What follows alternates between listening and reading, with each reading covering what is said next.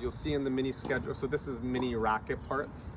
This is for building their vocabulary so that when you're teaching them later on and using words like edge of the racket, frame, strings, etc., freeze, that these words will be already part of their vocabulary, so they'll be able to do what you're telling them to, they'll understand.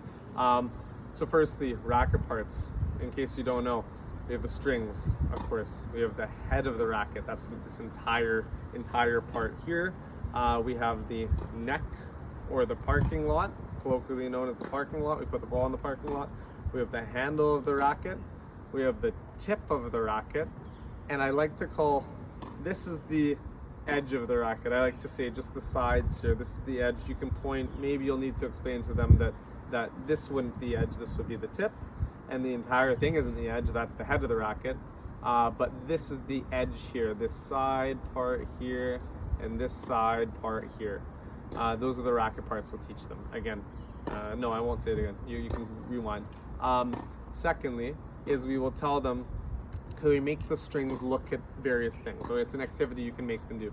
Can everyone make your strings look at the top of that tree over there? And you can explain as well as that we need to actually see, if I were to come behind your strings, I could see the tree through your strings, okay? Or if I were to say, everyone, can you have your strings looking at that hole in the fence over there? Great. Can everyone, you have your strings, freeze with your strings looking, I don't know, at the top of the fence corner over there? Good. You can come by and check, because later that will be very important, both for when we're trying to, in the junior camp, trying to get them to stop self-rely send, and also when you're making them sweep and freeze shortly after.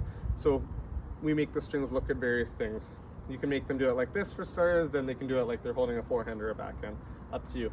The last part is I like to do is, can you scratch yourself in different places with the edge of the racket? Can we scratch ourselves on the neck? Because that way, they're not scratching this way, it's with the edge of the racket. They know the word edge now. Okay, can you scratch yourself on the head? Good, with the racket. Can you scratch yourself on the knee with the edge of the racket? Great. And then for sure, what's important is, can you scratch yourself on the back with the edge of the racket? Can you scratch yourself on the spine with the edge of the racket? If you make them do that in that fun way ahead of time, later on when they're in junior youth camp, and then we're saying, also in mini camp, edge of the racket lands on the spine of the back, or on our spine, it'll be much more clear for them. And so those are the racket parts, and then the activities. Can we have the strings look at various things, and can we have the edge of the racket scratch various parts of our body?